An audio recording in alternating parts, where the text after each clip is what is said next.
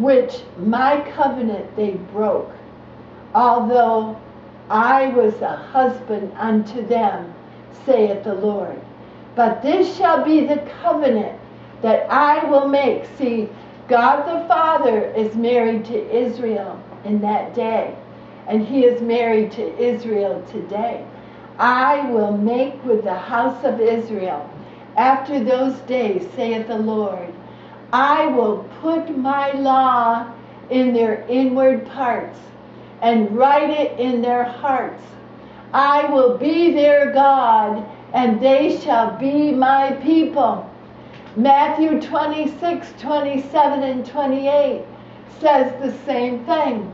And he took the cup, dear Jesus, and gave thanks, and gave it to them, saying, Drink ye all of it, for this is my blood of the New Testament, which is shed for many for the remission of sins.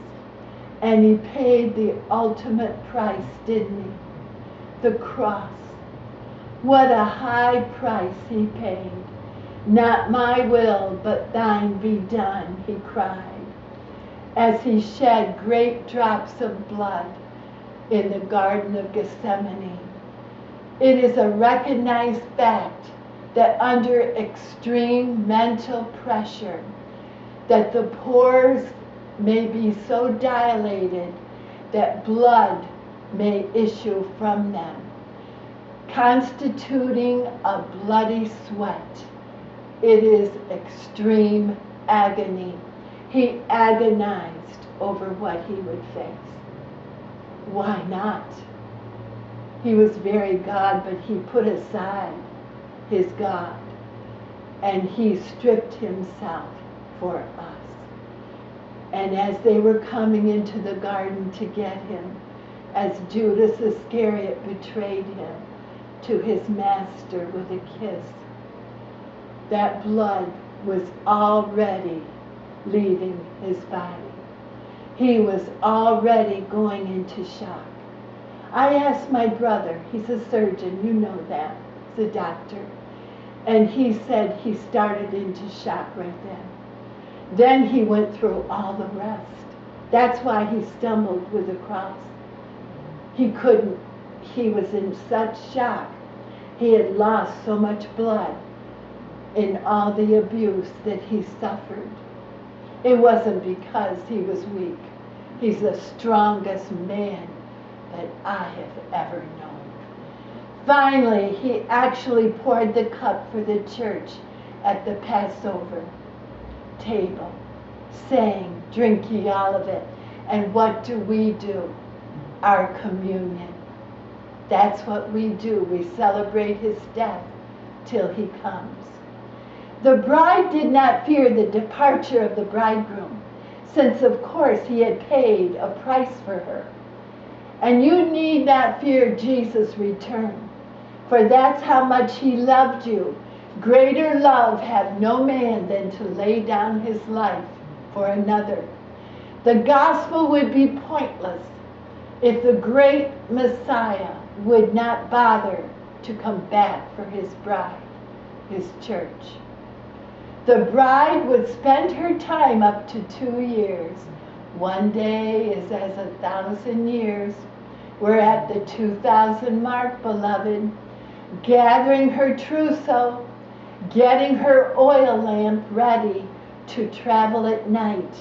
And for this we go to Matthew 25, verses 1 through 13.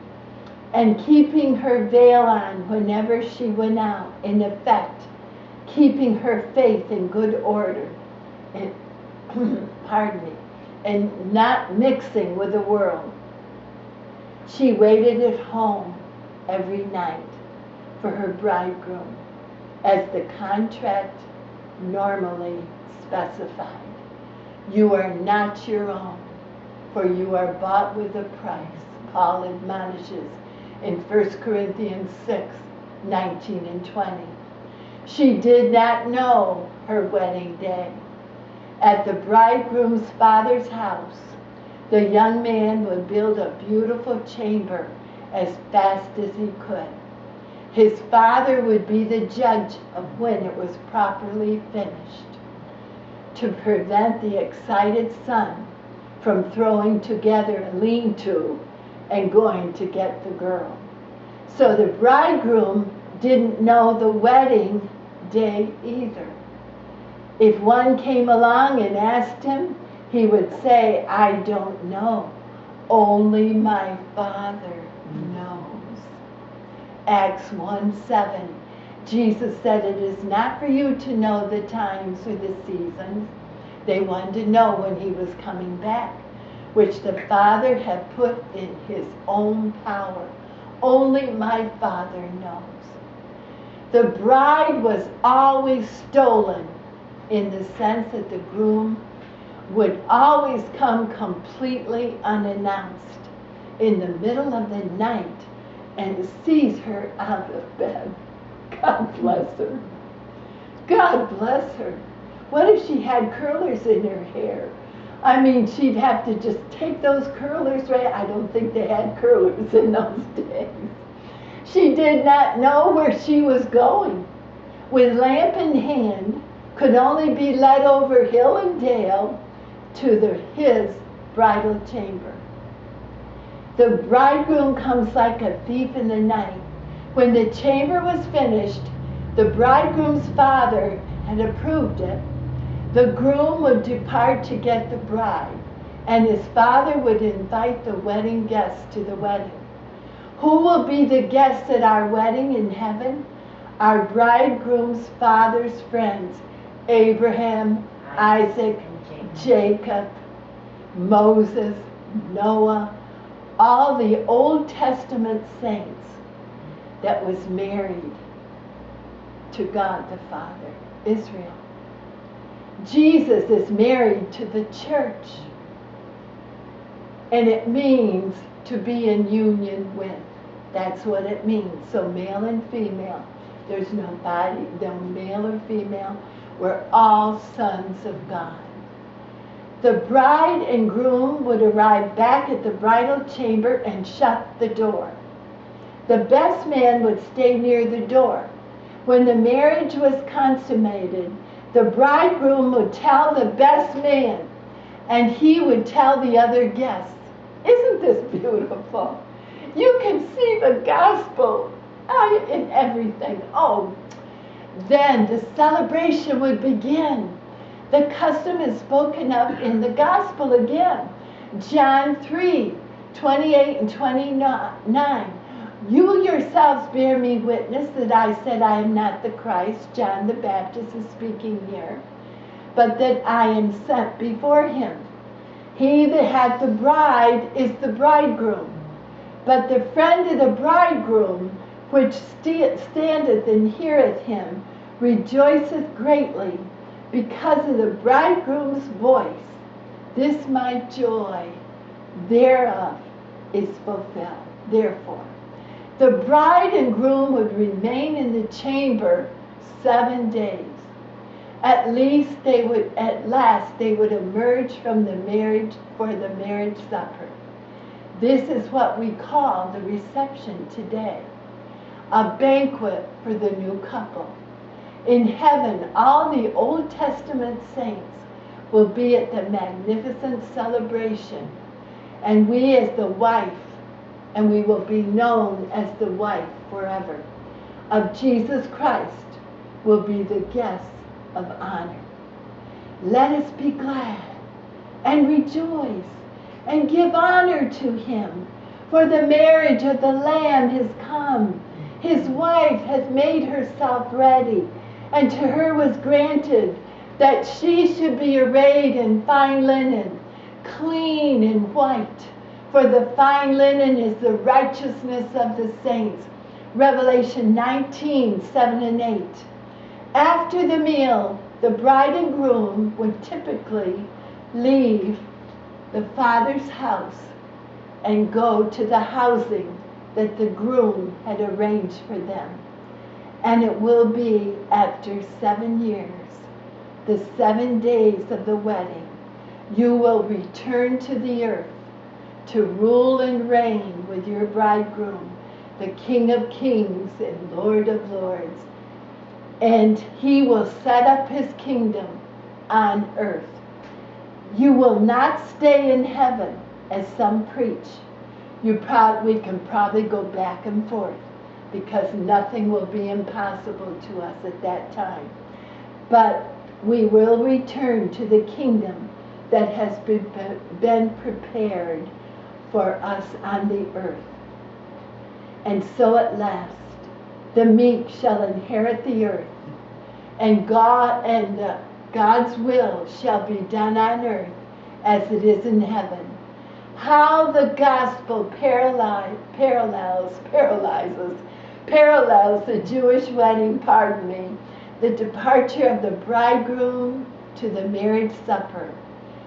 We are now in a lengthy period of waiting for our bridegroom, while Jesus prepares our bridal chamber. Can you not see that the stealing of the bride is the rapture of the church?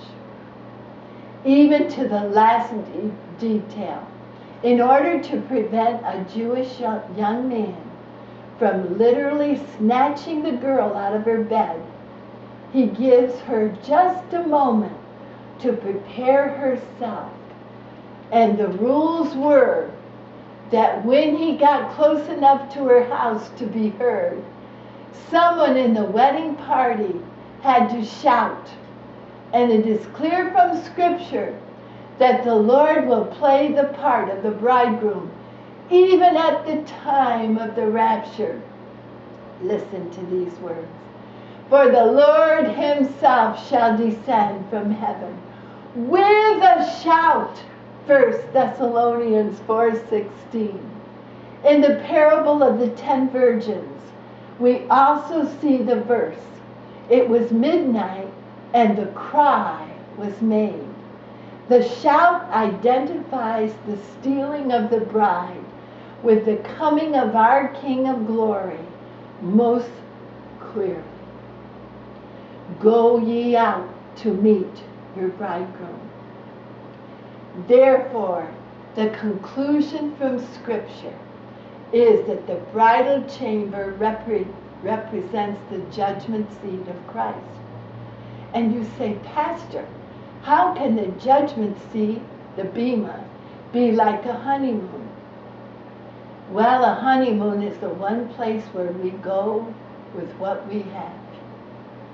All costuming, perfumes, and the like can be dispensed with, because you are who you are, and with your partner in your honeymoon. The honeymoon is where the groom removes the bride's veil and knows her secrets. When you meet Jesus, your beloved, you are there with the deepest love, not to be punished. And it's up to you to prepare for that honeymoon. The real purpose is to take care of all of our imperfections and make us perfect as he is perfect.